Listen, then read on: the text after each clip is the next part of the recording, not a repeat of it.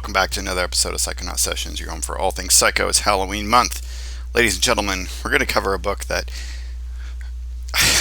I'm so surprised I haven't even covered this. I love this comic. This is an underground hit, Skull, the comic book, the anthology comic from Last Gasp.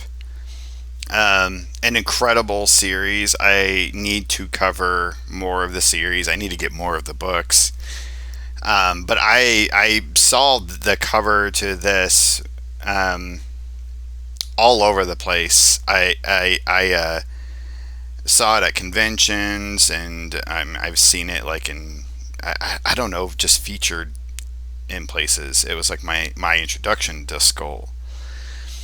And finally was able to pick it up for like a really reasonable price at a convention a couple of years ago, and it floors me. This is a cover that I would love to have as a poster on my wall. I might even like frame this and mount this itself on my wall. This is literally one of my most favorite covers for a comic of all time. A buddy of mine, Aaron Conaway, who has his own YouTube channel, and he's a common host here. We do a top 5 countdown sometime. I'm not sure. I don't know that we've done favorite comic covers, but not to give anything away, but this would probably be in the top. I think it would be in the top 5 if we have done that top 5 countdown. Sorry, Aaron. We're just going to have to do another one. I love the gruesome detail of this bat figure. I love the composition of the coffin and the way it's stretched precisely to the top and bottom of the bleed of the page. How perfectly it's centered, and then you have just these very simple, basic psychedelic lines coming off, and this bright neon coloring, and this incredible logo. And I love how they pulled it at the bottom, because definitely like this has to, and this is what makes this cover more striking than many other covers, because the logo is usually at the top. So switching it really worked for this. So this issue is actually a Lovecraftian issue. It's usually like very strict. Like Skull is just all around like underground comics, just like hard, stories and gratuitous violence and sexuality, blah blah blah. But this is definitely Halloweeny, horror centric. Focus on Lovecraftian cosmology and stories and whatnot. God damn, I love this cover. This cover in the first story is done by Jackson. So Jaxon is how he normally signs his work. Jack Jackson is his full name. This is a pretty good compendium of a lot of his work. He's crazy. Apologies, there's going to be a lot of gratuitous stuff in here, so apologies to anybody who's sensitive, but God, look at this, a lot of similarities. A lot of similarities. That's because that's actually that story that's being featured, but this features a bunch of other of his works and his stories. What makes him so fucking cool is how detailed he gets with his work. Just how obsessive he gets with the pen and line work. And his ideas are crazy, they're strange, and he's really, overall kind of got the same technique throughout. He experiments a little bit. We see some pointillation here. We get to see some, some zipatone stuff, but it's usually in the background because he does most of his shading with the pen itself. Like, he is all in it with the pen. I imagine he's probably using like a nib, like a regular nib pen, or maybe just some kind of like smaller pen. But he's back in this is like the 60s and 70s, man. I mean, especially like I think the early 70s is most of this stuff, and it's just fucking incredible. It's everything I love. He's probably one of my favorites. I mean, I know I've touted Crumb a lot, but Crumb is just more accessible. Jackson, ugh, he needs way more. So yeah, he did the cover, and he actually did the first story in this book. Now, there's a fun thing regarding this comic. It's got different pinups by Simon Dietsch, just very Cthulhu, Lovecraftian oriented. Love his work as well.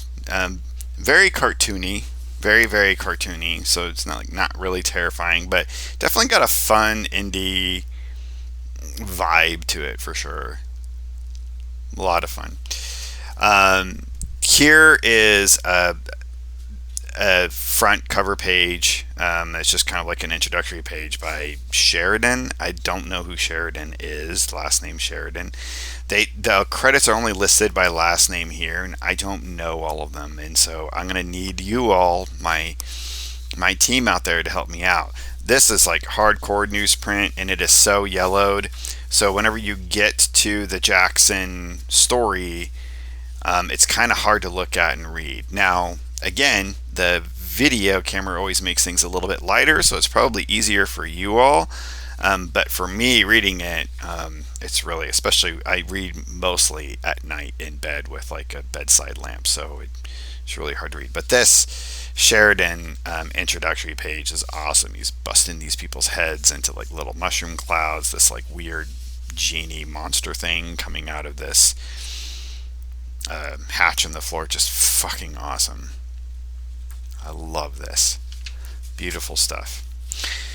So the Hound. So this is actually bigger, so it's probably easier to look at. But I mean, look at that obsessive detail.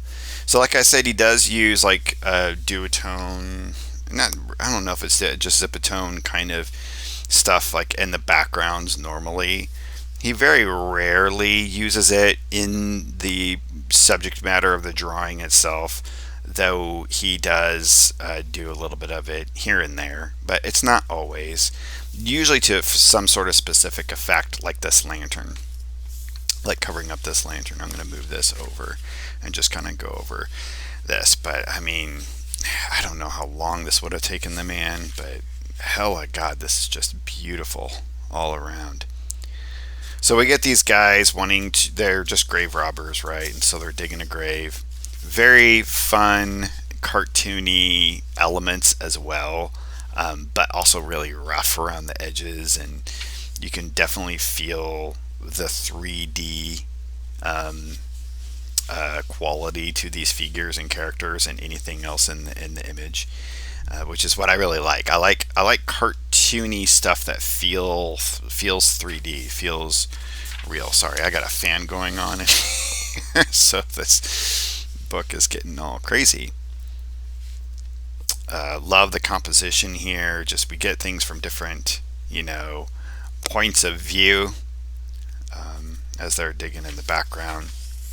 So they dig up this particular grave, and it's got this artifact that is very, replicative of this idea and symbol. It looks kind of like that, some kind of bat figure.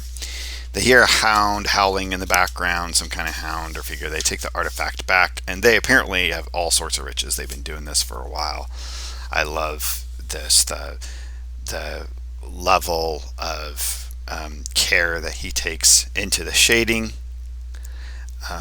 Everything is so dynamic, and also has that sort of like Victorian quality to it as well.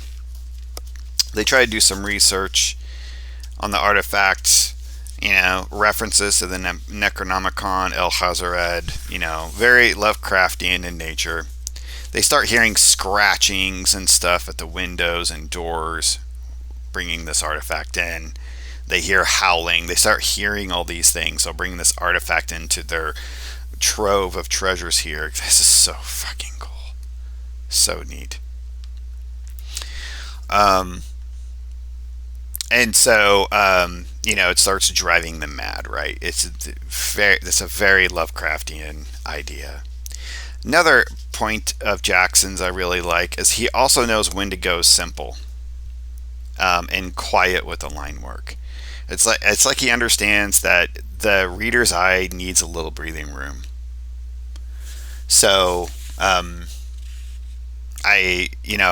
think that is actually um, the sign of a master technician, and craftsman.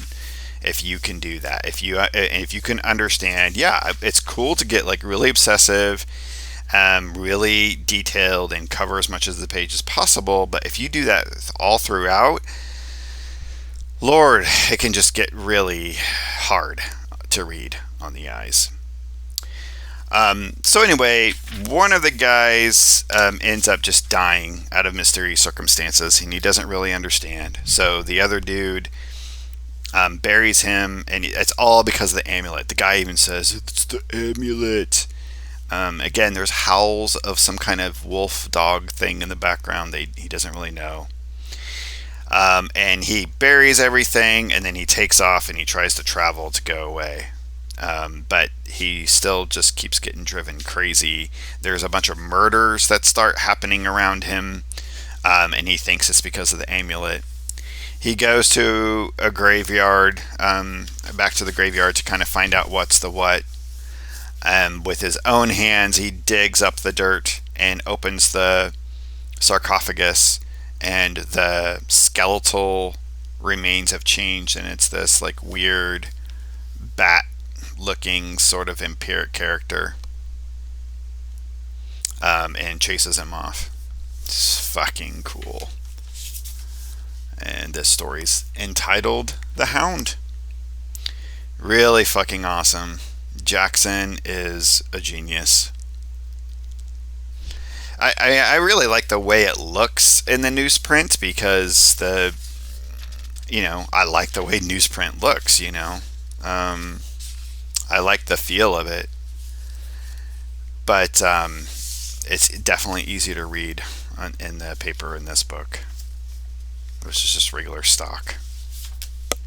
Anyway, there it is again too. This is a really cool book. I think the design could have been a little bit better on the front, but it's definitely one that I highly recommend if you're into underground art.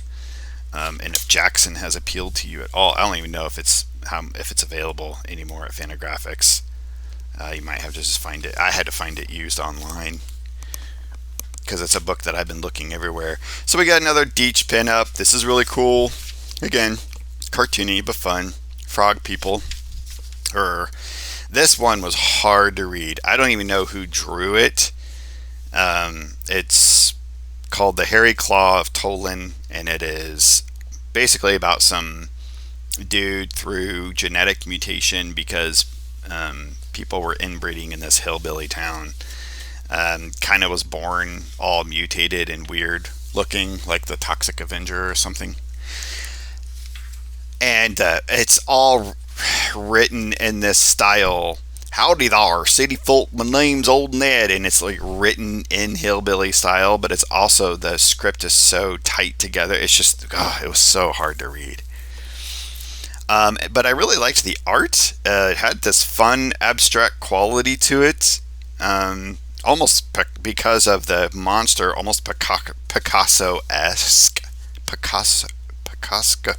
Jesus Christ. Like Cubist in a way. Just really loved it. It had a thick deco quality that really blended well with the kind of hillbilly theme. Funny as that is. But he gets, made fun of, and eventually they see him as a monster. The hillbilly people attack him, and the father kills the father. He kills some of the people. They run him out of town, and he goes and lives out of town for like 50 years, like in the wilderness or something. And the whole shtick of this, he's living out in the wilderness by himself. When he finally decides to return to town, everybody were inbreeding so much that they basically created generations of monsters themselves.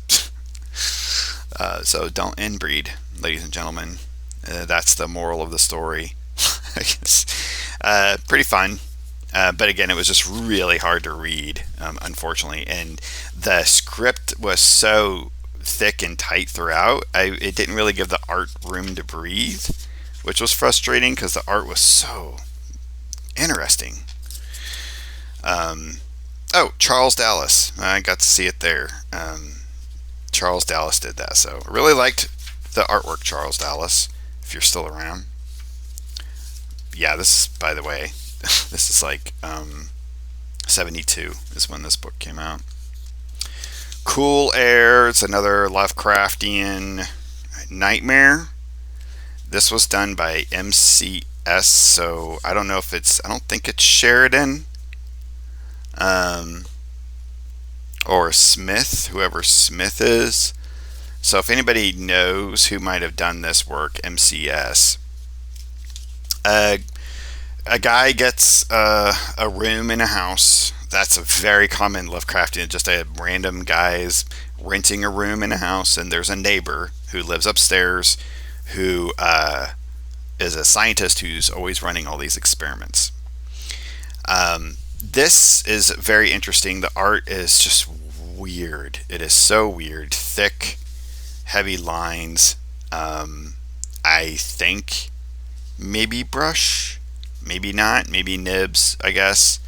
But just very that like the format of or the I guess I would just say the composition and volume inside of the panels, very weird, and a lot of psychedelic imagery, a lot of heavy blacks.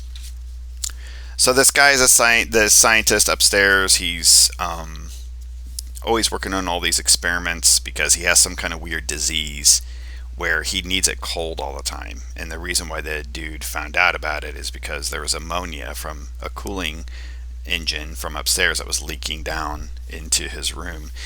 And yeah, so he befriends him and ends up trying to like help him find a way to keep things, to work on the machine together to keep things cooler. The guy, his condition worsens, and so he's trying to recruit people from around town to help him out and get more supplies and things to keep the place cooler, like a freezer. Just weird imagery all throughout. Like the narrator will be talking about things, and there'll just be these weird images that pop up that don't necessarily have anything to do with like physically what's going on in the story, but definitely like express the emotionality or the spiritual undertone really of what's happening, what's going on. Look how odd this is just a guy pouring like ice into a tub, but just how weird and etheric the line work is. Again, there's more of just this psychedelic stuff. These are just neighbors, like tenement neighbors in the apartment, like standing outside the door, and he's trying to bust through. This is him busting through the door. It looks like it's some kind of like he's crossing some kind of psychedelic threshold. And then these are the neighbors behind him, and they're just what are they even doing? They're just normal people standing there, but it's like this is how their aura or their minds feel based upon what they're seeing and experiencing, I guess. It's just mind breaking. And then the final sequence, when they see what's happened to the dude, he's basically perished somehow because they didn't keep it cool enough. He like turned into some kind of monster or something and just fried up. It's not really explained, but the way the angles are in the house, the way he uses different techniques to express the different textures, and it's almost like a dream sequence. It's really weird. Whoever did this, MCS, help me out. And of course, at the very end, a note was left to give some kind of explanation. It's really hard to read the note, but it, if you know Lovecraft, you can guess it's just like, the end is here. I can't do this any longer. But I don't. I can't read it. Organs, good theory, couldn't last forever. You see the dead that time discussed sick 18 years ago. But the narrator is like, the message was so abhorrent, I had to burn it. Like, thing that was the very Lovecraftian. It's so horrible that I went mad, or I had to burn it forever. Like, it's horrible to even think about. That is what's cool about Lovecraftian lore. It's about what you can't see, really. That is the most scary and horrific. The last one here, Pickman's Model. Another very interesting tale, but very hard to get through. These two dudes are basically walking, and they're art enthusiasts, and they're basically talking about this new artist named Pickman. He draws and paints, or he paints all kinds of weird grotesqueries, and it's causing a big deal. And one of the guys basically says that he has the story of Pickman working on a masterpiece, and then there's a photograph that was attached to the masterpiece that they assumed was what was used in the like Pickman used that photograph to paint the background as a reference, and then this is like some kind of werewolf creature eating like a human, and really cool, by the way. I mean, the art in this is great, but again, then you find out as the two strangers are talking, he hands the photograph one to the other and then takes off, and the photograph is actually of the monster itself, but not the background. So that's what the photograph was for. The thing about the art in this is it obviously is referential to the to actual photographs on some of these human faces and expressions, which I'm wondering if was like part of the ploy of the art, because there's some areas where it doesn't look like that's happening at all. This one, it looks like there's either painting or duo shade maybe being used or something, because it's got that Teenage Mutant Ninja Turtle style of gray tones on it. So I wonder if it's actual duo shade, which is kind of painted through a certain type of like label, I think, on it that has like a certain. It's like a certain kind of paper that, like, when you add water to it, it'll like. I don't know. It would be interesting to know. It'd be interesting to know who did this one, because it was kind of fun. But again, so it wasn't drawn on the right paper, so it's having to be shrunk, and there's a lot of words to get through, a lot. Like, to be honest, I was getting kind of bored. And then the actual images, which looked very interesting, are so tiny, for this old man's eyes. It was just like, man, come on, really? So that's the thing about some of these underground independent comics, from back in the day. It's, sometimes the formatting and the print quality, it's really hard to see that artwork up close, unfortunately. But it was fun, really cool shtick. And then we got a final thing by Deitch here. This is done by whoever Arnold is in the front. So help me out, Psychonauters. But yeah, I liked this Deitch one as well. Those were just all fun all around. They got like a 1950s horror movie quality to them. And then somebody did this in the back. I don't know who. Todd, I think that says, but really cool back matter. It's so interesting, these like symbols that were used in like ancient times that mean like harmony and like all good things and balance and stuff. Like, they're always used as like occult symbols back in the day, like in the 70s and 80s, as like something like evil, you know, which I'm fine with, whatever. It's not like I'm like it appropriated those symbols, and like, I mean, it kind of did, but I mean, rock and roll, dude, it's fine. But really wild, really cool painted work, you know. And this is definitely underground comics. You're gonna have a lot of gratuitous nudity and just crazy shit. So, but honestly, this cover, I just can't get enough of this cover. There's something. It's the way the colors work together, the simplicity versus the detail together. If I could make covers like this, I would be a happy man. So, anyway, thanks for joining. Happy Halloween month to everybody out there. Like, subscribe, hit the bell for more notifications. Buy my own books, please. I got a lot of underground independent books and comics in my shop. Link in the description. Everybody stay safe out there and keep it psycho.